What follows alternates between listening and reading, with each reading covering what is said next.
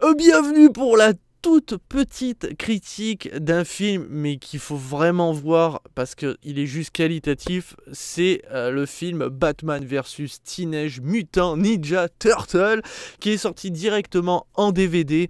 Et si je devais vous conseiller un film, c'est celui-là. Oui, c'est un dessin animé, mais qu'est-ce qu'il est bon, que ça soit au niveau de l'écriture, que ça soit au niveau de l'humour. On a face ici à l'une des meilleures adaptations de comics, sachant qu'en plus c'est un crossover des Tortues Ninja avec l'univers de Batman. Donc on va être à Gotham et les tortues affrontent toujours les Foods. Ils sont à la recherche de Shredder qui apparemment a un plan machiavélique. Et donc ils vont se retrouver à Gotham et ils vont croiser bien sûr l'homme chauve-souris. Et forcément ça fait rire parce que eux c'est des tortues mutantes. L'autre il se fait passer pour une chauve-souris. Ils vont rencontrer le pingouin. Enfin, ça passe tellement bien, franchement c'est super bien écrit. Alors attention, hein, on est digne des comics, hein, c'est super prévisible, le climax final on l'a vu à des kilomètres, même la scène post-générique, enfin il n'y a rien de surprenant. Mais justement, on ne demande pas à ce que ça soit surprenant, on demande à ce que ça fonctionne. Et tout fonctionne du début jusqu'à la fin. Et DC devrait encore une fois prendre conscience que leurs films d'animation, donc leurs dessins animés, sont souvent de meilleure qualité que leurs films live action. Pourquoi ils font pas le même type d'écriture? Le film, il dure 1h30. Et ben pendant 1h30, on se fait pas chier, on rigole, on en prend plein les yeux. C'est sombre, parce qu'on est dans l'univers d'ici, et en plus là il respecte, parce que là tu vas voir Batman foutre des coups de poing au point qu'il y a du sang qui gicle, c'est ce qu'on veut voir. Pourquoi vous ne faites pas la même chose avec vos films? Ça demande pas grand chose. En plus, on sait que les films live action avec les Tortues Ninja, ça marchait très bien parce que l'esthétique, moi j'avais bien kiffé. Moi j'attends plus que de voir le crossover Batman avec les Tortues Ninja en live action. Je veux voir ça parce que là ça fonctionne très très bien. Ça fait longtemps que j'avais pas ri au point que j'ai passé un très bon moment avec les vannes qui passent parce que forcément les tortues ce sont des tortues de 16 ans si je me souviens bien. Enfin elles sont assez jeunes, donc il y a le côté adolescent, donc en plus il y en a certaines qui sont plus débiles que d'autres, et pourtant l'humour qu'elle propose est tellement bien pensé, si on peut dire, par rapport aux scènes et tout, que ça casse jamais le rythme, ou que tu te dis ah mais putain pourquoi elle fait ça, enfin pourquoi il nous montre ça, on veut voir la baston. Au contraire, c'est bien implémenté, ce qui fait que là actuellement on a l'un des meilleurs films d'ici proposés, mais encore une fois c'est un dessin animé et en général c'est ceux qui sont de meilleure qualité. Le gros bémol, pour moi, ce sont les tortues esthétiquement. Alors là, je sais pas ce qui s'est passé, c'est un choix artistique, on va pas se le cacher, mais alors, franchement, ça fait très bizarre. Et même le Joker, il a un look très bizarre, mais alors, après, on aime ou on n'aime pas. Je vous cache pas que sur le moment, j'étais là, ok, bon, l'œil s'y fait. Mais les tortues, pour vous dire, Leonardo, on dirait un gland. Franchement, ils ont des têtes bizarres, mais là, clairement, c'est de l'énorme fanservice. Que ce soit en matière de méchants, on va tous quasiment les croiser. Et il y en a, tu te dis, mais ils ont osé faire ça, ce personnage.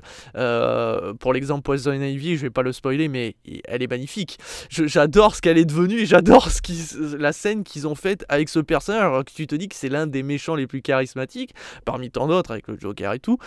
Et ils ont osé faire ça, ce personnage. Mais c'est excellent. Même au niveau des super-héros, donc forcément on a Batman, les Tortues Ninja, mais il y a aussi d'autres protagonistes, mais putain, mais c'est... Ah mais c'est super cool. Oui, la roquette qui n'explose pas au contact du véhicule et qui rebondit, là tu fais... Ah, allez, vas-y, on laisse passer, c'est pas très grave. Mais bon, au final, que ça soit visuellement, que ça soit au niveau du son, que ça soit au niveau de l'humour, ce film est presque parfait. Bien sûr, il a des défauts, mais à l'heure actuelle, pour moi, c'est un véritable coup de cœur. C'est un film que je reverrai avec plaisir, et c'est surtout un film qui donne envie de voir les comics, parce que je crois qu'il y en a quelques-uns avec les Tortues Ninja et Batman, mais ça donne envie surtout de voir de prochains films. Que ce soit en dessin animé, et à la limite je préférais qu'ils restent en dessin animé parce que c'est souvent de meilleure qualité. Ce qui m'énerve chez DC, c'est qu'ils ont de l'or entre les doigts. Il suffirait de pas grand chose pour rendre leur univers exceptionnel en film, mais systématiquement ils veulent tellement copier ce que fait Marvel et tout qu'ils oublient qu'en fait ils ont tout entre leurs doigts pour faire les films parfaits. Même pas forcément des films qui durent 2 heures. La preuve, là, ça dure qu'1 heure et demie. Et pourtant, mais ça passe tellement bien. On veut pas plus, parce que plus ça aurait été chiant. Là, c'est condensé parfaitement. On voit les ennemis, on voit les gentils, on comprend la morale de Batman envers les tortues. Oui, c'est du déjà vu, mais ça passe très bien. D'ailleurs, je crois qu'il y a un petit clin d'œil à April O'Neil, pardon. Alors, parce qu'à un moment, dans le camion des tortues, il y a un calendrier où il y a écrit April. Je crois que c'est avril, pour nous, en fait. Mais là, tu te dis, est-ce que c'est pas une petite référence à April O'Neil? Ah, peut-être, on ne sait pas. Mais elle n'est pas présente, malheureusement, cette délicieuse personnage. Mais vous allez voir, il y a plein d'autres voilà, il y a plein d'autres protagonistes. On voit bien sûr le majordome. Alfred, qui est alors juste délicieux. Enfin bon, bref. Je veux pas spoil plus, je vous invite très clairement à découvrir ce film. C'est un film qui aurait tellement pu sortir dans nos salles de cinéma parce qu'il est tellement qualitatif. À l'heure actuelle, je lui donne une note de 5 étoiles sur 5. Et si je m'appelais Carole Quinten, ça serait un 22 sur 5. Ah ouais, moi plus de respect, 22 sur 5. Il le mérite. Enfin, franchement, c'est une sacrée claque. Donc ben voilà, allez découvrir sans plus tarder Batman vs Teenage Mutant Ninja Turtle. L'un des meilleurs films d'ici. Voilà qui conclut cette toute petite critique. Je vous retrouve très très vite et à très bientôt pour toujours plus de contenu. Allez, tchuss les amis.